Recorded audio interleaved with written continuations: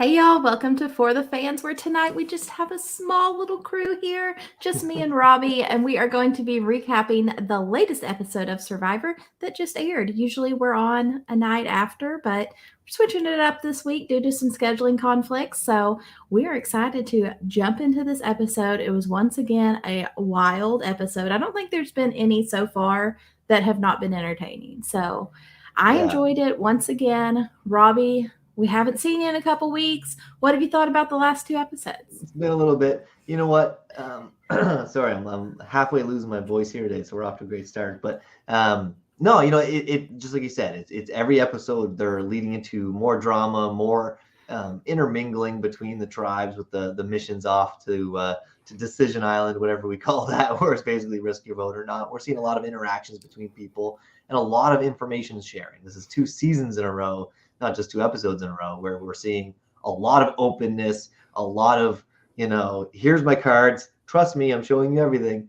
And, we're seeing some of it come back to bite people and some of it's working. So no, another great episode. I loved it. And I loved the intro where it started off. It was a really eerie, season 42 logo for maybe 2 or 3 seconds, and then bang, right into the action. Yeah, I mean, I think that they're with getting rid of like the previously on and the player intros and stuff. It definitely sets it up for a binge watch, like on Netflix or Paramount Plus at a later date. And so yeah, it just hops right into the action and right back onto the Ika Beach where we're getting the fallout from the Swathi vote. And last week we were kind of wondering, did Roxroy just was he in on the plan and he threw a vote on Tori in case Swathi played her shot in the dark? Or was he just super loyal to Swathi? He didn't care. But no, we come to find out he definitely was just left out because he's basically, an old boomer. He's stuck in his ways and he was not going to change his mind no matter what. So they didn't even include him. And that does not look good for our boy, Roxroy. You don't want to No, be but you know left what? out. But Roxroy, I think, handled it like once he's there, like now he's in that position, right? I think getting there is where the mistakes happen. But I think the way he handled it when he got back to camp was pretty good, where he actually said, you know what, I'm glad you guys kind of ripped the weed out of the garden here. Like, if that's how you felt, I'm totally cool with it. I appreciate you keeping me out of it because it would have been tricky for me to be a part of it. No worries. But then he kind of drops the ball right at the last second where he's like, man, my social game is, not that great. Okay. You don't need Yep. to say that out loud, but then again, he's just showing them how little of a threat he is socially. He is So he is no there's, threat. And I mean the thing you have to give him credit for is he's extremely loyal. So if he has your back, he's yeah. going to ride for you. And so Drea, Romeo, they should feel really good about Rox. Tori, she is right in how she feels because these two, oil and water, they are not going to mix. But if I was And Roxroy, I'd be happy about that because everybody who tries to work with Tori goes home, yeah, right? You see Zach tries to work with Tori a little bit. He's gone. And obviously you see Swathi for a moment tried to work with Tori, and that obviously didn't work either. yeah, and so I mean, we get the four of them talking, and they're, oh, kumbaya, we're a big happy family. We're going to have each other's backs when we get to emerge. And Tori is like, hell no. As soon as we merge, deuces. I am not working with these people because I cannot work with Roxroy. Yeah. And how would you not get that at this point, right? Like if you were in the tribe with Tori, and episode 1 you see her going looking for an idol, and it was kind of like a half-ass sorry again for my voice here. It was a half-ass attempt. Yeah. But she got called out. Even Drea's like, gotta be the first one to go. Romeo's gotta be the first one to go. Everybody's saying gotta be the first one to go. Tori's gotta go. And everybody who gets close to Tori is just instantly poisoned and dies, next episode basically. And how would you fool yourself into feeling that Tori's all of a sudden going to be loyal to anybody? So I Right. wasn't surprised at all when you see Tori say that. No, to be fair, I'm entertained by it. I love the fact Yeah. that we have a Tori in the season because, like you said, the backstabbing and Tori's living day to day. It's basically paycheck to paycheck Survivor version where she's got no currency left. It's just try to survive one more vote at a time, and that's an exhausting way to play. And she can be very, very valuable at the merge because, especially if we're coming in and the numbers are 4-4-4. Well, somebody has to be able to get a majority somewhere, and Tori might be somebody that's easily pulled. Not necessarily setting herself up well for the long run, but she can still be valuable. And she's kind of slimy in that, and she's weaseling her way through things, and who knows, maybe she manages to weasel her way to the end. Well, Because and if it goes 4-4-4 to emerge, 5 votes might actually be enough, as weird as that is to say, just because of how split everybody is this season in the votes. We're seeing a lot of weird tie votes and things where the tribe's not all banding together and going, 5-1, 4-1, whatever. A lot of creative voting. Yeah, and not getting too far into this tribal council, but even at that, this 4 isn't going to come back a unified group, and so it's very, very fractured. I think that we're kind of maybe going to end up with like a Gabon type season where we don't see a lot of very great gameplay, but we're going to see a lot of entertainment. It's going to be a lot of scrambling. Right? It's going to be crazy. So we move to the Taku Beach, and we have Jonathan. We're getting the first rain we have seen. He's human. We are finally seeing the first human thing of Jonathan, and that's that he is annoyed as hell with Marianne and Lindsay, but especially Marianne. And rightfully so. I mean, how that guy sat in the shelter in the rain that long, while apparently this is all based on editing and everything. I get it, but it looked like they were just chatting a lot, and he's just like, man, let's just sit here and relax in silence a little bit. And at the end of one of the huge rants, Marianne's like, and that's 7 a.m. at the taco. I'm like, oh my God, is this like literally the morning and this is what they're doing to wake up? And he's like, I just gotta go and get some water. And he walks as slowly as possible to get that water, and you're just feeling his pain. I mean, he is a saint because he is putting up with a lot. I've been saying it from the beginning. I love Marianne. I mean, you can absolutely see why the Survivor producers fell in love with her. She's great television, but my gosh, she is a lot to handle. It's a lot of energy, just non-stop. And it's always on 100. And yes. Jonathan is having his patience tested, and you can't blame him. I mean, you're cold, you're hungry, it's raining, you're stuck in this little bitty shelter, and Marianne won't stop talking. Yeah, and you're trying to make the fire, trying to chop the wood, and Marianne's all like, oh, this is my workspace. This whole camp is my workspace. Well, what? You're walking. It's not like, what? Get out of the way. The guy's chopping literally wood now. chopping wood.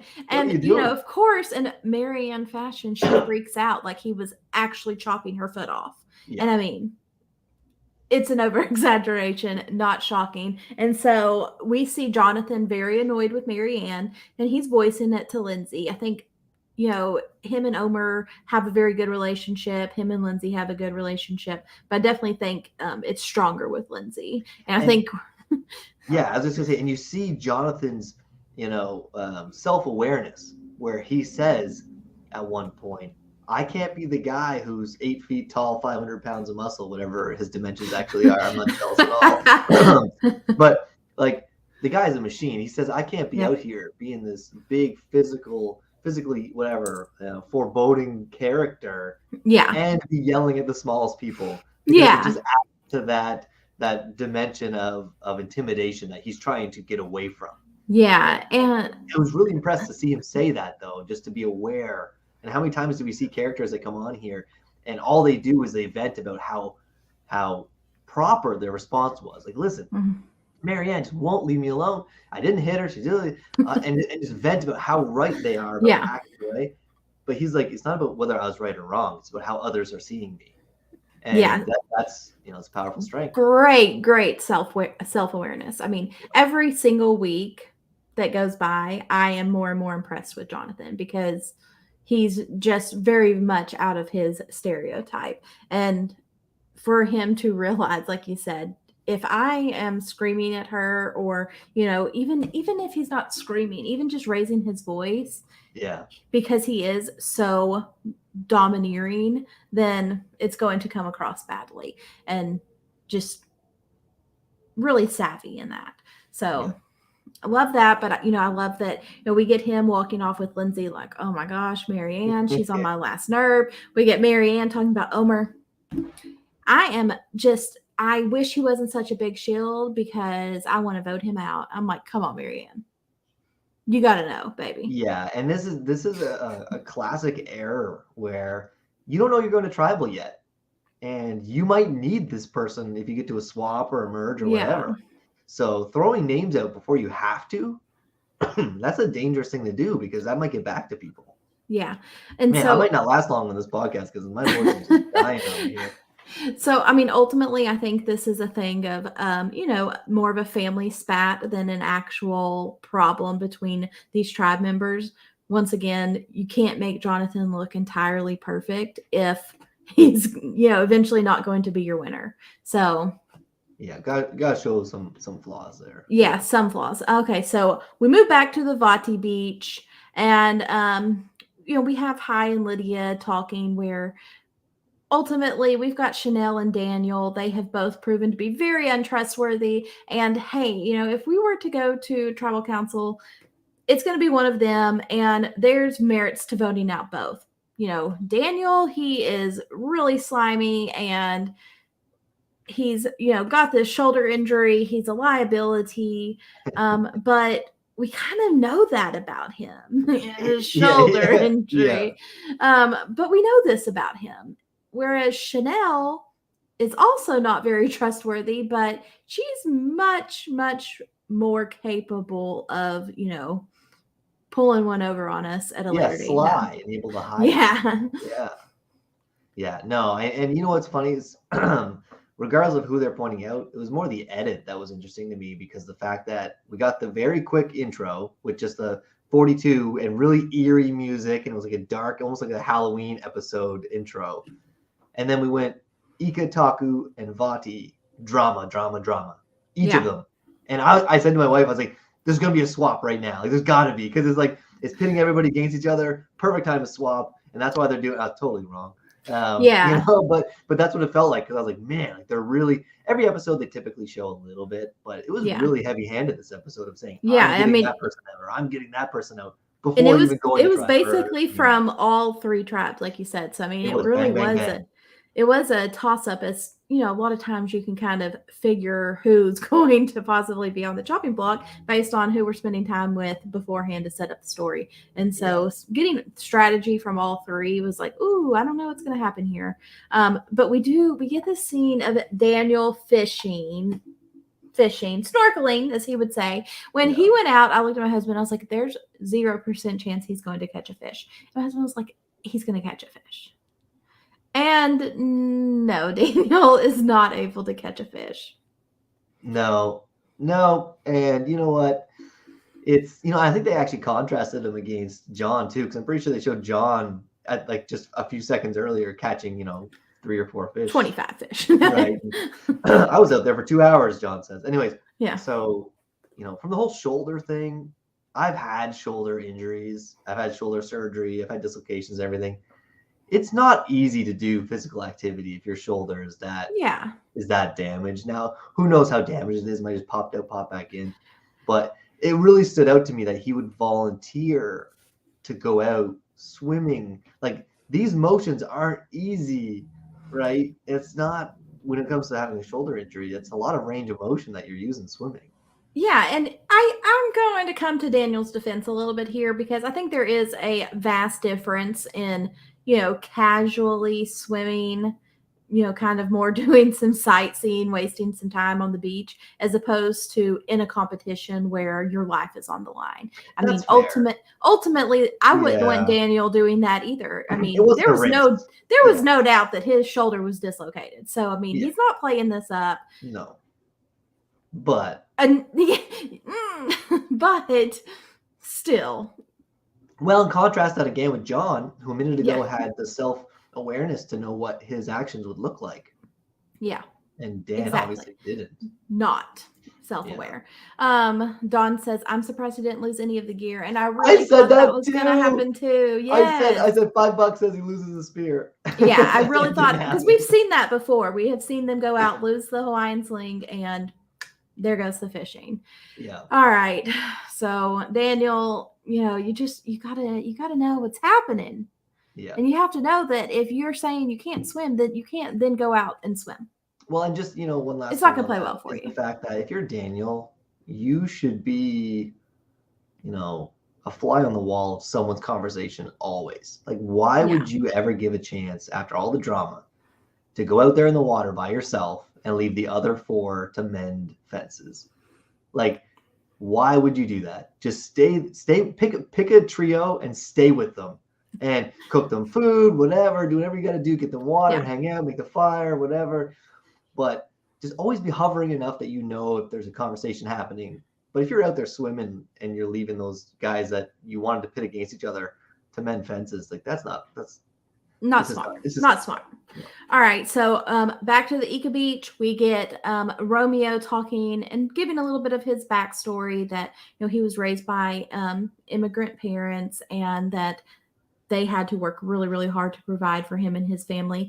And because of how hard, especially his mom worked, that he is drawn to working with really strong women. And that is why he felt instantly drawn to Drea. And Drea is the definition of a strong woman. I mean, her challenge performance tonight and, like what she is doing in terms of accumulating all of the, survivor gear.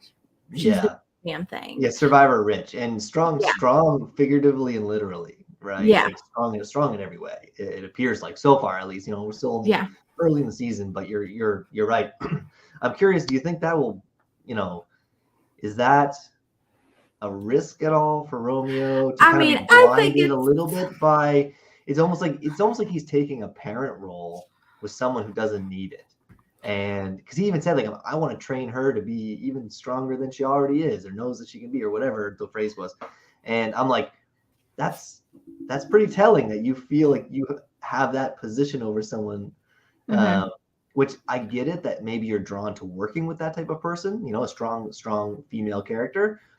But like that doesn't mean you have to fall into like you might identify what their role is, but that doesn't mean you need to fall back into what your old role was. Yeah. And I'm worried that might bite him a little bit where he thinks there's more trust there than there is. I don't know. Well, and he is talking about, I am so appreciative that she trusts me to want to go out and search for an idol with me. And I know that she has this extra vote.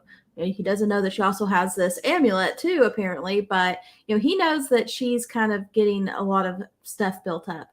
And I mean, yes, that is powerful to know where it is, but as soon as we see Drea find this beware advantage and she knows that she's going to lose her vote, she's like, well, I have a very trusted ally in Romeo and I can give him my vote. I was like, Romeo, you better vote her ass out. And I thought this is where we were heading. I thought we were going to see another Shan and JD type situation. And I was like, Romeo's going to do it. He is going to snake her.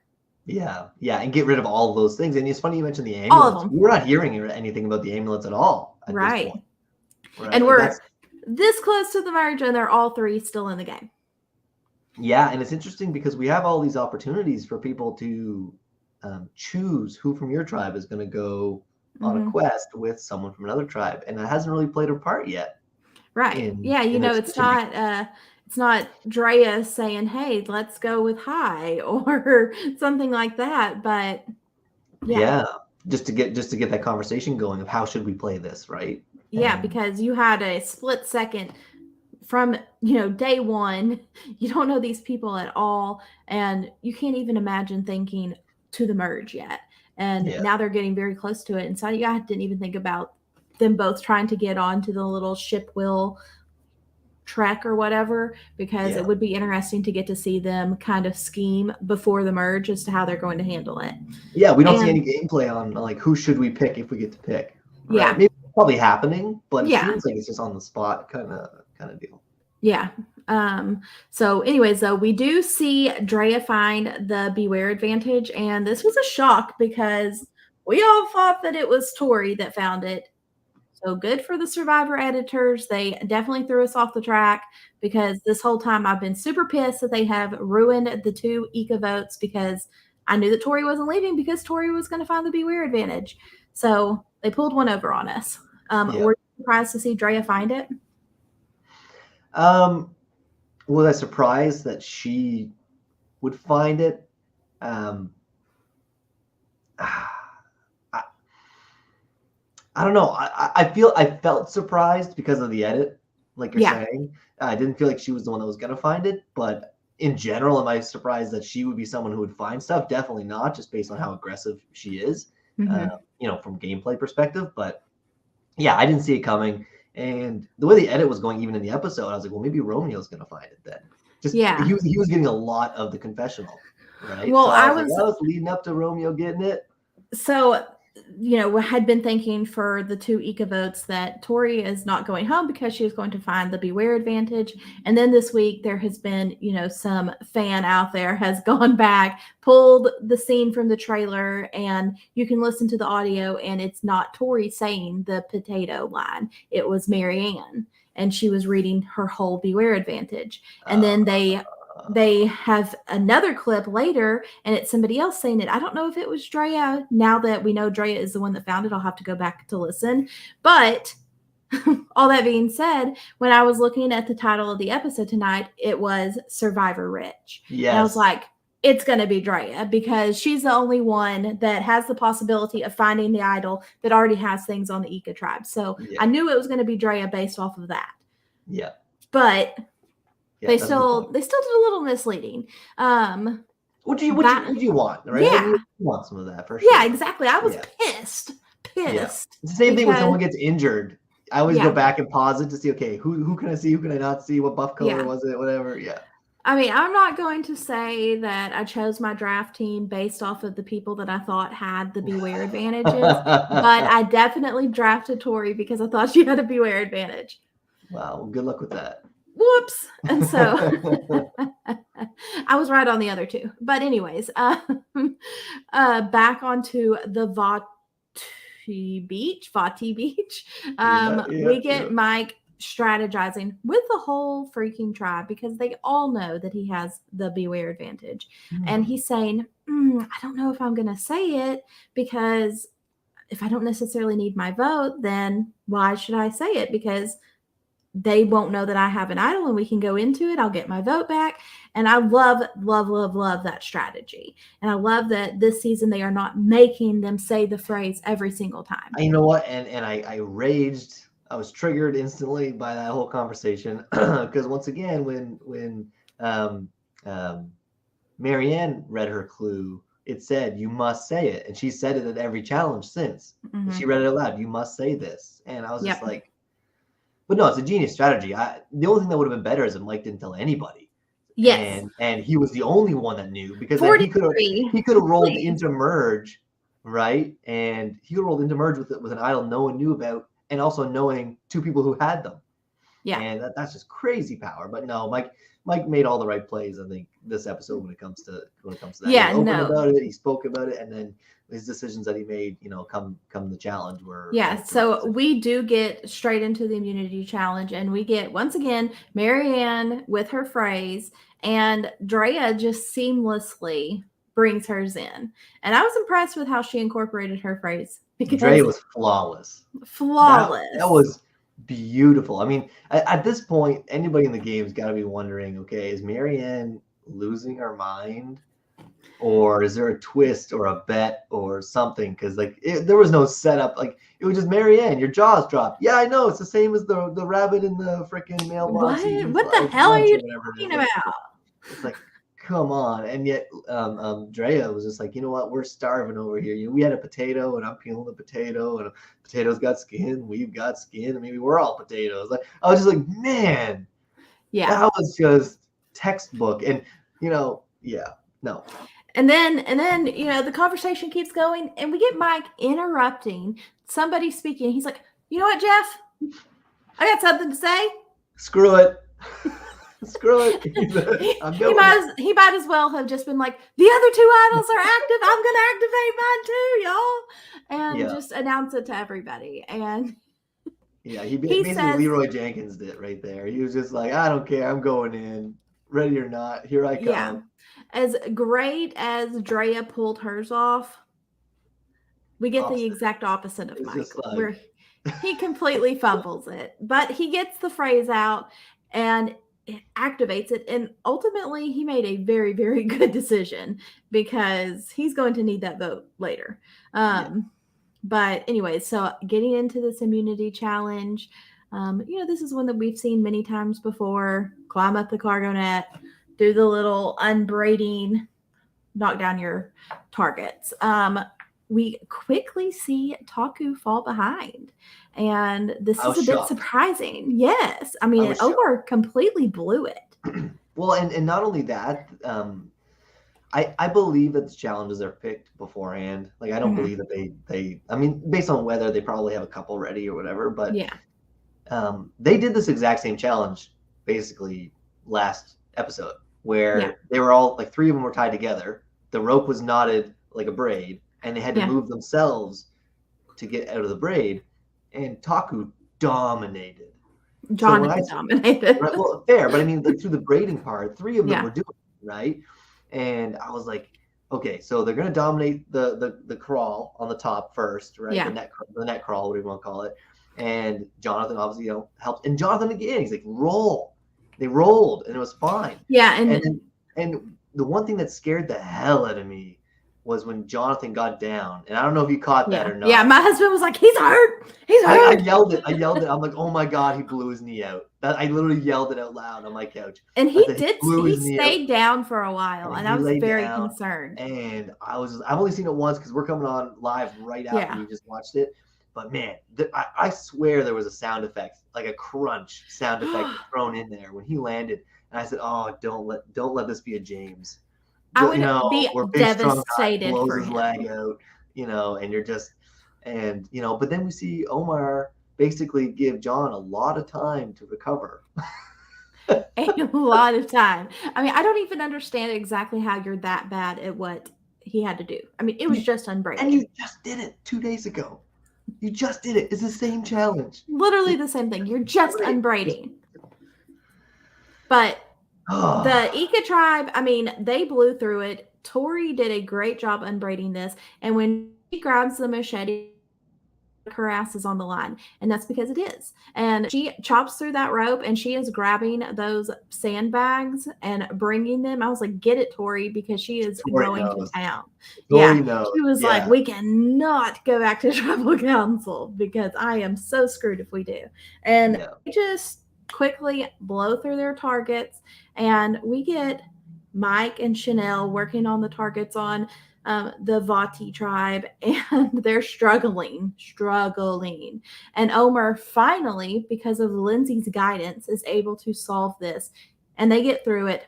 And once again, Goliath himself comes through, one-handed, is pulling this slingshot back and lining it up with time. I mean, he's being very calculated with his shots, and he manages to pull it out again. Of course he does.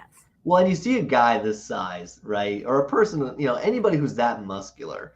And you just got to think, how often do they exercise? How often are they in the gym or doing CrossFit or whatever, and just getting all of that energy out?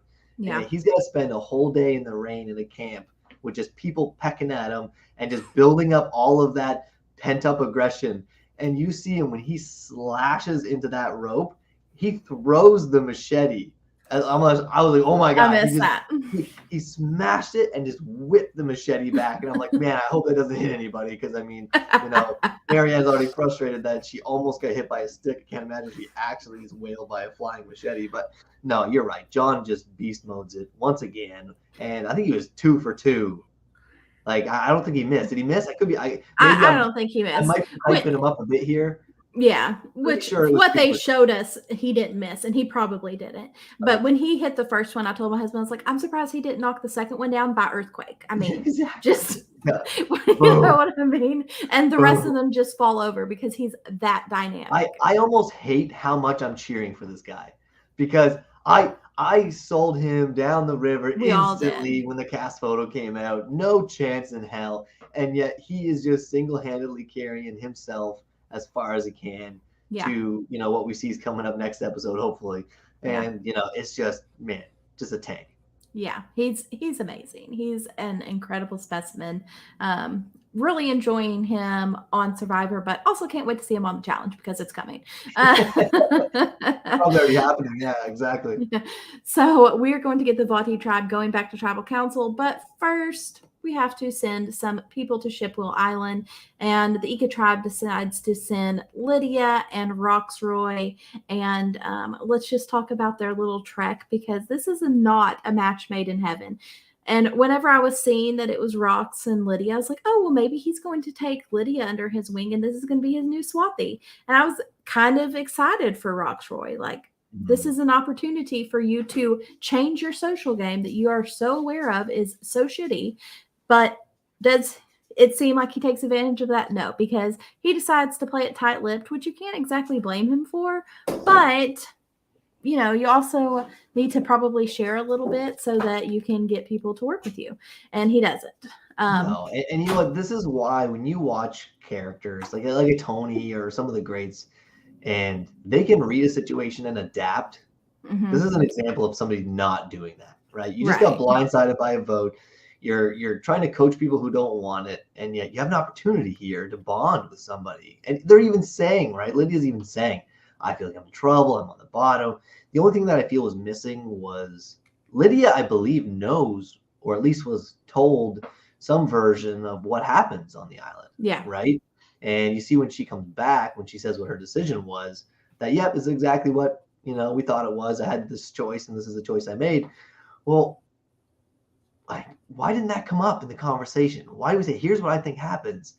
I really need it. If you hook me up now, then I'll help you later. I got you. And when that didn't happen, I thought for sure Roxroy would gamble because of the fact that he was only told, similar to the last episode, right? The same logic applies. Yeah. He was just told they really need their vote. Yeah. Okay, she's not going to risk her vote. No, and so Roxroy should have. Roxroy should have. Omer should have. Except Omer got screwed, and Roxroy would have been in a great position because he also could have had an extra vote. Yeah, and if you're Roxroy, you're already in trouble. You don't have numbers, right? Like, he was acting when he was giving his examples or reasoning. He was like, basically, I'm in a good spot. I'm comfortable. Why would I ruin it? Why would I rock the boat? And I'm thinking, the opposite of all that is true. You just got left out. You just got left out of a vote. You're one person you were working with, just got voted out, and nobody else likes you.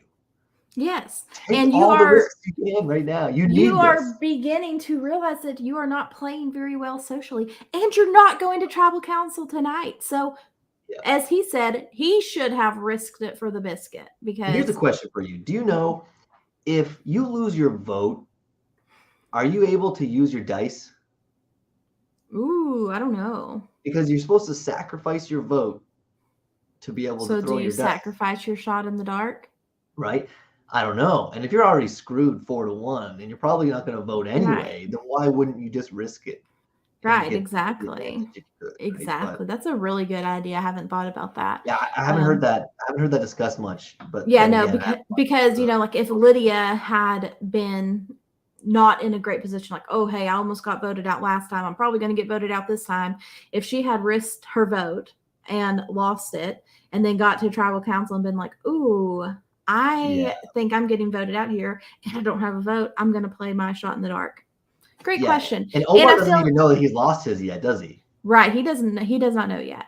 Yeah. And I feel like this is some stuff that maybe our Survivor producers have not completely thought out, because also some crazy fan out there went through the scenario of if Taku were to go back to Tribal Council and Jonathan and Lindsay were to turn on each other, there's a possibility that there could have been 0 votes. This was assuming that Marianne's idol wasn't activated, because Marianne wouldn't have a vote. Omer wouldn't have a vote. If Jonathan and Lindsay vote for each other, there's no votes. So what happens? And this is something where I don't think they always play through every single scenario, because yes, it's not likely. And we know that Jonathan and Lindsay wouldn't turn on each other, but it's still a possibility in another world. That's really interesting, actually. And it's not that far-fetched. I mean, it's a Yeah, with how would a you? different arrangement of people. There What would they do? They listen. I'll give Survivor credit. They must have a backup plan, and if they don't, Jeff would just say, "All right, here's what we're gonna do. You two are immune. You two can't vote, so the two immune people have to pick who goes. And if they can't pick who goes, Or you go to rocks." Or I was gonna say maybe they do a fire making. Like y'all two are immune. That's your thing. You What I have to just go to said is fire the making. corporate. I went the corporate way. You went the sexy way. That's a much better looking tribal council. I love it when fire making can get brought in. I think fire making is over rocks every time. Two people should draw red rocks and you go to fire making. How about that from now on? Yeah, there we go. We like that. Yeah. But anyways, back at the Vati beach, we do see Hai having, well, no, first let's set this up because our boy Daniel is going to have another line. Last episode, he didn't want to talk about things. This episode, he's got something to say. Hey, I know my head's on the line. I want to have a conversation with each of you. I don't want there to be scrambling. And Hai's like, yeah, that's a good idea. I think you should have a conversation with everybody. That's fair. Yeah, but that is scrambling, right? Like, not having scrambling is when you just cook food, hang out, have a fire, never run away with one person. Yeah. But you're literally saying, can I run away with one person like, over and over every and over single person? And then maybe even cycle back? Yeah. And then let you guys, while I'm with one, you guys can talk. And then, y'all talk so that we can, somebody can have a plan and be on the same page. Daniel's somebody who doesn't know what Survivor is. He doesn't know. And we see a confessional from Daniel where, once again, 2 episodes in a row, and I wasn't here last week to harp on this, so I'm going to get my jabs in now. This guy, as hard as he thinks he's playing, and I have respect for anybody who gets cast and actually plays hard because, it's not easy to do. Right. But, capital B. An extra tease. Yes, he keeps saying Chanel can't be trusted because she turned on me when it push came to shove. She turned her back on me. Daniel was the guy at Tribal Council who threw Chanel under the bus. She didn't have a vote. Daniel was part of the blind side. He was part of everything and immediately tried to throw all of the attention on Chanel, make it all about her. I can't believe you're turning your back on me, Chanel. I can't believe it. Lydia, I promise. Like, will you promise that you won't hold it against me? Yeah. Like, he has no awareness whatsoever of his position in the game, who he could trust, who he can't trust. And you see it again in this episode. I get it if he would go to Hai and say, I can't trust Chanel. She turned her back on me when I needed her the most. And you go to Lydia and say the same thing. Chanel's such a backstabber. But to say it in a confessional means you believe it. Yeah. Oh, he absolutely believes it. And I mean, the thing is Daniel misplayed it so badly. I mean, he never should have even brought it up to Chanel. And Chanel played it exactly right. She should have been like, what? Bro, like, you're the one voting. But I am glad to see that a little bit of the blowback did come on Chanel and that Hai and Lydia realized they cannot trust her either. But what was Daniel just screwed it so bad. And and Chanel with the org experience here. Yeah. Where when someone is making themselves look bad, a lot of times all you have to do is make them look paranoid and just be like, where is this coming from? Like, what do you, okay. And then just look at your allies and be like, what is he talking about? And exactly. And then they just keep going like Daniel does. And he just makes himself look worse and more paranoid and more schemy and untrustworthy and all the catchphrases of the episode. Yeah. And so, I mean, we do get to see lots of one-on-one conversations. When Lydia comes back from Shipwell Island, her and Hai get to meet up very, very briefly. And I do, based off of what Jenny said in her exit press, I do think this is just literally minutes before they're going to Tribal Council. And so Hai is obviously able to fill Lydia in. And this is once again somewhere where I get confused because once we see these votes break down during Tribal Council, I was like, oh, I love this plan that Hai and Lydia came up with. And then we see the after, the after, and that's going to raise questions. But let's talk about this Tribal Council. Do you have anything of note to bring up from it? Just again, Chanel with the experience play, right? You hear Daniel doing the empathy pull, friends for life, patting them on, making the physical contact on the shoulder and bonding And Chanel, like I said, just calmly points out, that's gameplay, guys. Yeah. As if, like, basically saying, I've seen this before. This is just gameplay. Don't get distracted. Like, remember who this is. This is all gameplay. And oh no, I just speak from the heart. And then he drops the empathy story about being a leukemia survivor. He's like, I'm a leukemia survivor, and I could have kept that to myself. But everyone's thinking, like, like you probably should have and saved it for the end and big empathy move, right?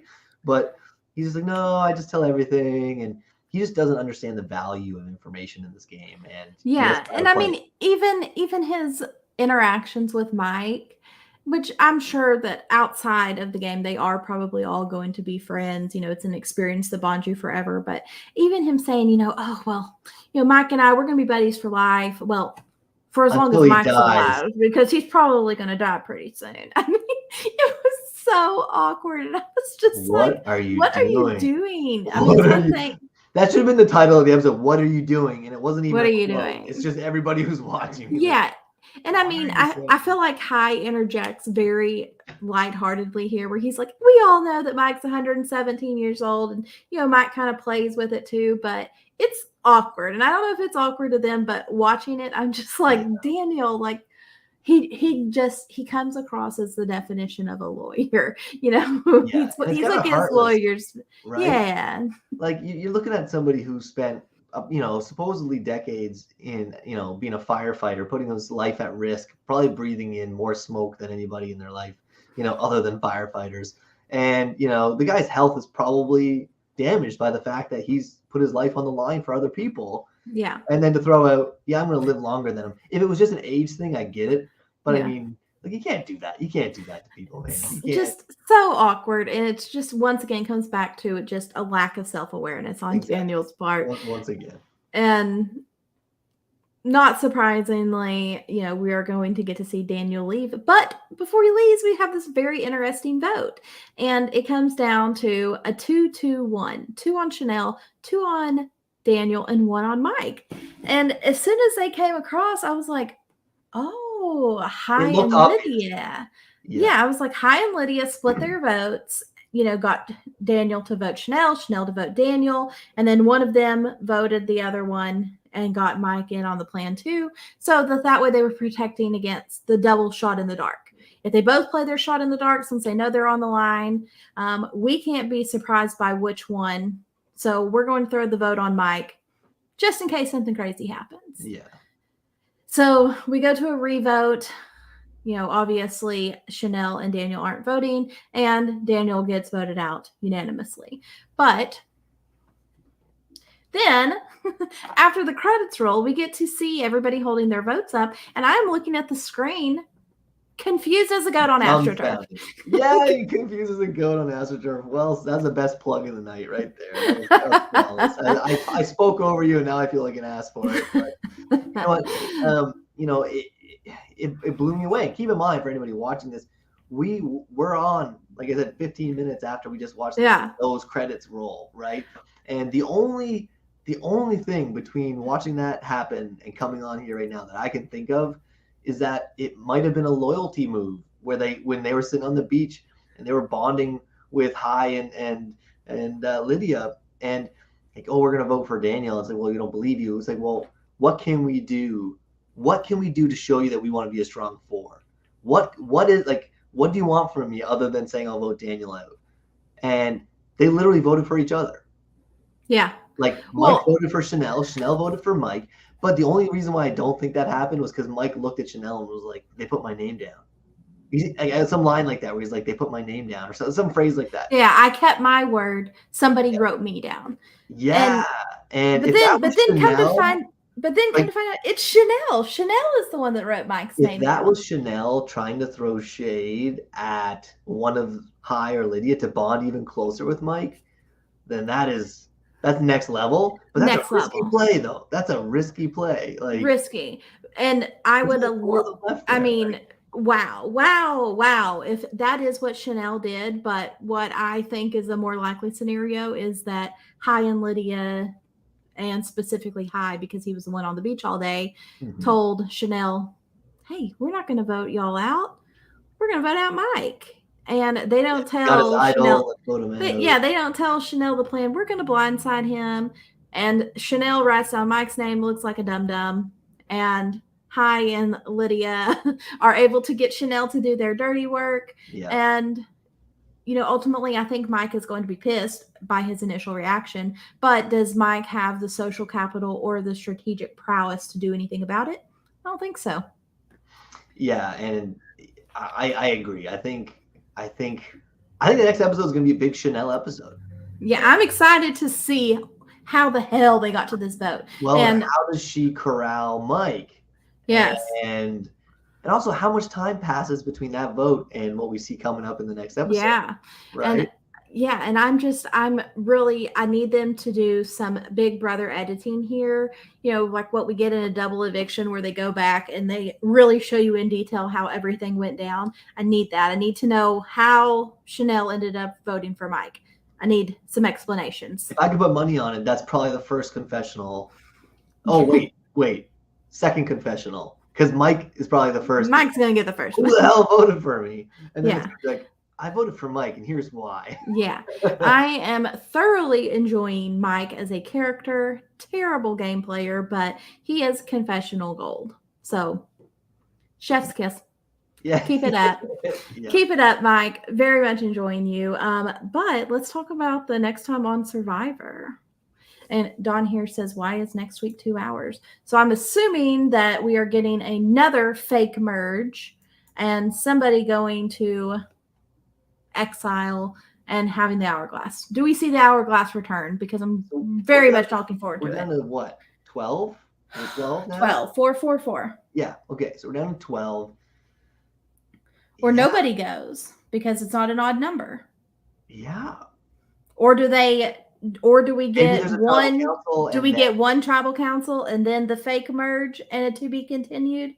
I hope not. That could be it. But you know what might be the case is they might have realized after some of the back. I loved last season how they did all these new changes. I like that they're trying new things. But after seeing some of the backlash online about the hourglass getting smashed and undoing the challenge and all this stuff, and you were safe, now you're not safe, and maybe they decide, okay, let's just get it all done in one episode. Yeah. And that way, this isn't going to haunt us for 2 weeks. Just get it out, rip the Band-Aid off. That's what I was kind of thinking, except that we're not at odd numbers. So who would be getting sent? So maybe it's just a swap, some weird. How would you do a swap and have someone left out? You can't. You can't. Yeah, we're at even numbers. Yeah, Yeah. What are they going to do? I cannot wait. I can't even think. Other than getting somebody out first, like maybe the first. Because Jeff obviously pulls his not a merge. Yeah. Not a merge. Which I did. So, that felt old. Yeah. Like when I saw him do this, we've done that, and you did it better in 41, Jeff. It's like, okay, it's funny for them. And Jeff probably loved doing it in 41, which is like a month earlier. So, yeah. Like, I'm going to nail this again. But, it is what it is. I'm excited, though. This is the thing. Every episode leads me into being excited again for the next. The fallout from the Mike, random vote and what the hell were Lydia and Hai doing with their, there's a lot of aftermath coming out in this next episode. So yeah, I'm excited for it. I'm loving this season every single week. Like I said, I'm not necessarily blown away by the strategy here, but I am loving the characters. I'm loving the sloppiness. And hopefully once we get to the merge, we do see some really good strategic gameplay. And I think we have some people in here that are capable of doing it, because I think Hai could be a very, very strategic player. If Hai can bring, he recognized Chanel as being powerful, and you're going to merge. At this point, you almost want to work with her a little bit. Yeah. Instead of burn her too quick, because then who do you have? Right. And Hai kind of has Chanel and Lydia's lives in his hand. I've saved both of you.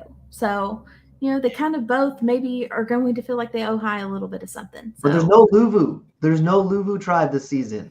Right. Well, technically it's Taku. I mean, I know that they are even with the other ones. But they're down 2 people, right? Well, they're down 1 by an evacuation. Fair, but I mean, they're not a 6-person correct powerhouse, right? Yeah. Going into whatever's happening. And because of the just messiness of the alliances and the bonds here, I feel like it's going to be very, very fluid once we get to the merge, which it's going to be a mess, and I'm going to love it. Yes, I can't wait. I can't wait. All right. So, anything else to say about this episode? No, I mean that really wraps it up. I think the editing got me. I don't think I've ever been got as bad as I was got this episode when it came to who I thought was going, where the votes were going, even when the vote happened, who voted where. Yes. And I don't know, it gets me excited because I don't feel like I know everything, and I love watching a show where I'm not like, oh, this is gonna happen. Yeah. Because once again, I thought that I knew what happened with the mic vote, and then when they showed the votes, I was like, wait, what? And we have a group message, and I sent it in the group message and was like, what the flip just happened? This Chanel? Okay, I'm confused, but love that. So anyways, but coming up on the channel, we will have the BB Can 10 eviction episode recap on Friday, and that will be me, Sheldon, Josh, and DeLucas, and that will be on Friday at 7 o'clock. And then, of course, we will be back next week, back in our regularly scheduled Thursday time slot to talk about whatever the crap is going to happen in this merge episode. I hope we'll have my voice back by then, and I won't be coughing. And what's going to happen. All right. We will see you guys next time. Bye, y'all.